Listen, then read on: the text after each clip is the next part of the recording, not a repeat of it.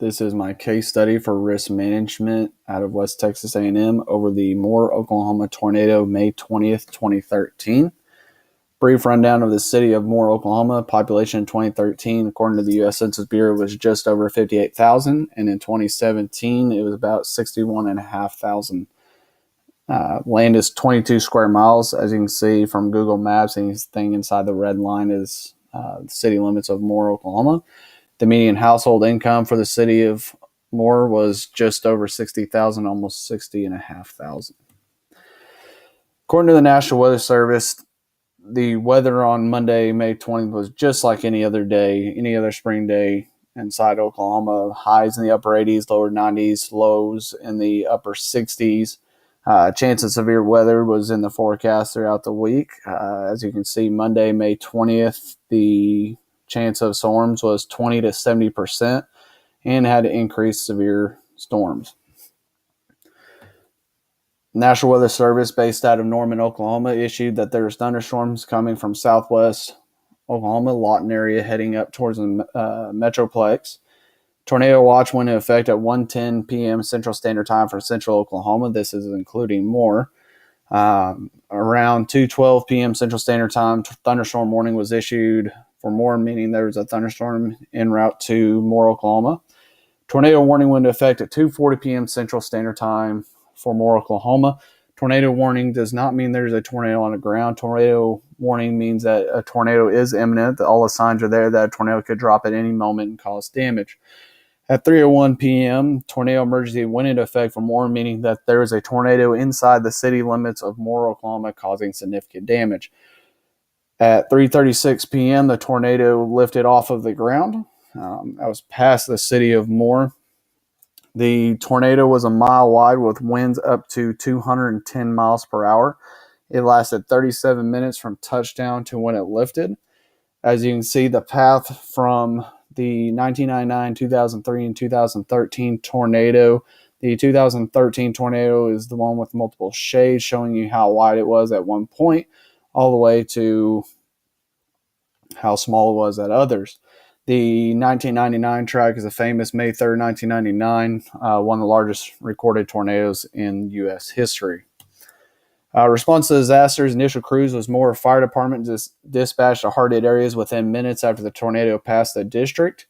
Incident command was initially set up at the Warren Theater, but was moved to Moore Central Fire Station shortly after.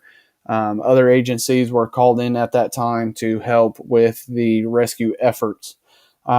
Staging area for EMS and fire were set up at the Home Depot and Target, just south of the damaged area. Staging area for PD was located at the Walmart, which was just north of the fire and EMS staging area. That way, not everybody was all congested into a parking lot. After the storm, recovery started about 12 to 16 hours after the initial incident. Rescues were still going on after that next day, but initially they were starting recovery.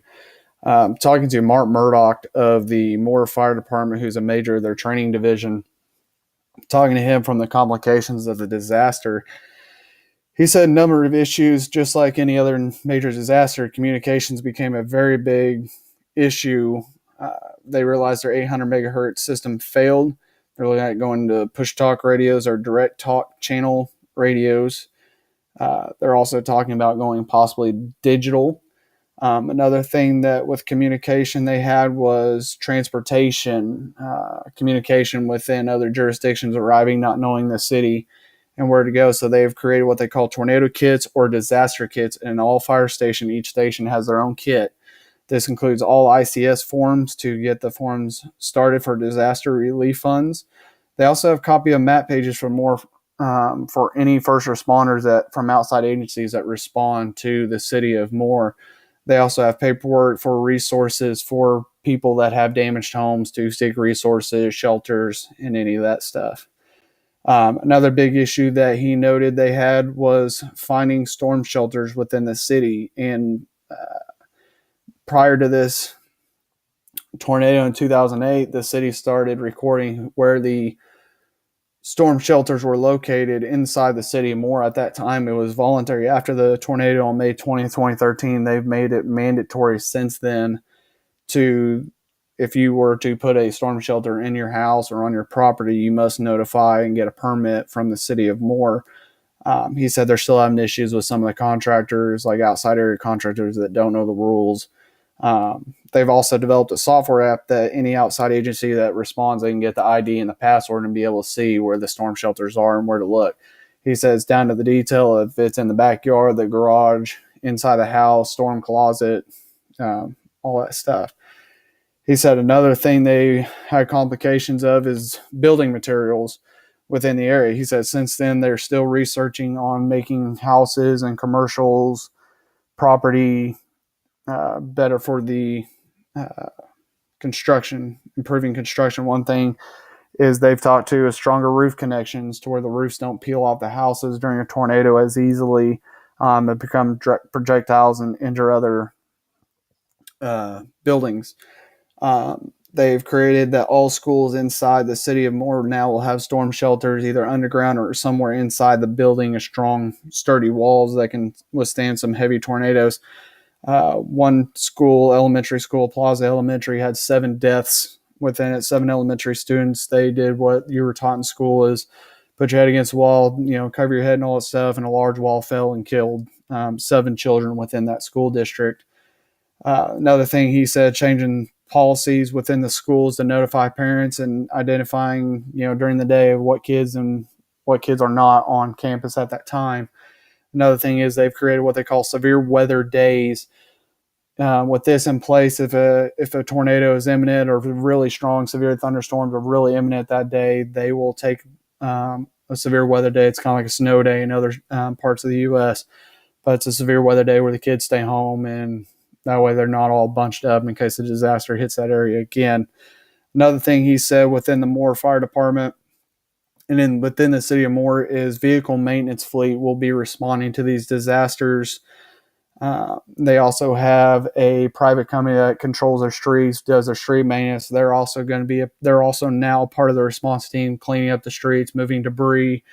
The vehicle maintenance is in charge of replacing tires, putting air in tires. He said they had a lot of problems with fire engines getting nails in tires and flat tires to where they weren't able to respond to other emergencies. So fleet maintenance is now a big part of that. Another thing he told me that they're improving is the size of the rescue force.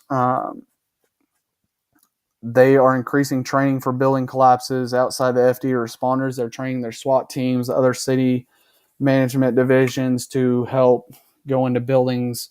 That way they can allocate resources better. Another thing they had issues with was fire departments and other EMS, PD agencies showing up, first responders agencies showing up without being contacted by ICS or the governor or the city of Moore, just showing up freelancing. He said they've kind of they're coming up with policies, put a better hold on that. One was the media releasing that, first responders, if they were able to respond. And we had people from all over responding. Another issue they had was the city of Oklahoma City, just west of Moore, was hit also with a tornado, and they had issues with area command where Moore would send some units over to that part of Oklahoma City. According to Mark Murdoch, they did not really talk to Oklahoma City's incident command until that next morning. He said they have since worked with the city of Oklahoma City, the city of Moore, Norman, and other surrounding areas, that incident command and area command drawing guidelines, pre-disaster management plans, and all that are being put in place. He also stated that NIMS and 300 is very significant and very important, that he wishes that anybody in the first responder field would take to better understand area command in the area. And then the final numbers for the Moore tornado within the city of Moore. Casualties 25, 10 of them were children, 7 of them were from the Plaza Towers Elementary School. Again, the walls collapsed, killing those children. Financial cost, according to the New York Times, there's no final estimate no final amount has been placed. It's been estimated between $2 to $3 billion for recovery. Building destroyed, 1,000, 1,200 more with damage. Local businesses, most have returned. A hospital was hit. Hospital has since been rebuilt. Most businesses have been rebuilt in the area.